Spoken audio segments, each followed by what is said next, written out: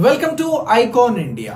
మీరు రాయబోయేటువంటి ఏ ఎగ్జామ్ లోనైనా కామన్ గా కనిపించేటువంటి క్వశ్చన్ ఒక్కటైనా ఉంటుంది, నీతి ఆయోగ్ పైన. ఈ నీతి ఆయోగ్ అనేది మనం రాసేటువంటి ఎగ్జామ్స్ కి అత్యంత కీలకమైనటువంటి టాపిక్. సో ఈ టాపిక్ నుంచి ప్రశ్న ఉంటుంది కాబట్టి దీని గురించి మనం ఈ వీడియో ద్వారా నేర్చుకుందాం. మీరు ప్రిపేర్ అవుతున్నటువంటి ఉద్యోగాలకి icon India online offline classes అందిస్తా ఉంది. దీనికోసం మీరు ఐకాన్ ఇండియా యాప్ ని డౌన్లోడ్ చేయండి. సో నీతి ఆయోగ్ అని అంటున్నాం. నీతి ఆయోగ్ అనగా అర్థం ఏమిటి అని చెప్పేసి మనల్ని క్వశ్చన్ అడగొచ్చు.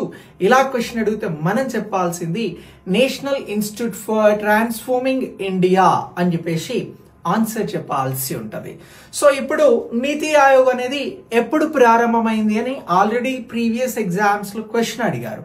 ఇలా క్వశ్చన్ అడిగితే జనవరి 1, 2015 నీతి ఆయోగ్ అనేది భారతదేశంలో ప్రారంభమైంది అని చెప్పేసి మనం ఆన్సర్ చేయాలి.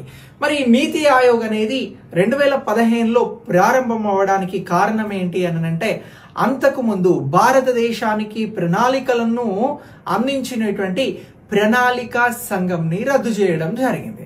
సో ప్రణాళికా సంఘం వెంటనే రద్దు అయిందా అని అంటే, ఆ రద్దు కావడానికి ఒక ప్రాసెస్ జరిగింది. ఇండిపెండెంట్ ఎవల్యూషన్ ఆఫీస్ అనేటువంటి దానికి డైరెక్టర్ జనరల్ గా అజయ్ చిద్దర్ గారు ఉండేది. సో ఈ అజయ్ చిద్దర్ గారి అధ్యక్షతన ఒక కమిటీని ఫామ్ చేశారు. ఈ అజయ్ చిద్దర్ గారి కమిటీ మే 29, 2014 ఏం చేసింది అని అంటే ఒక రిపోర్ట్ ని ఇచ్చింది భారత ప్రభుత్వానికి.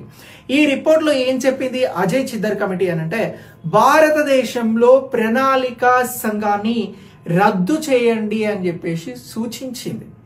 అయ్యో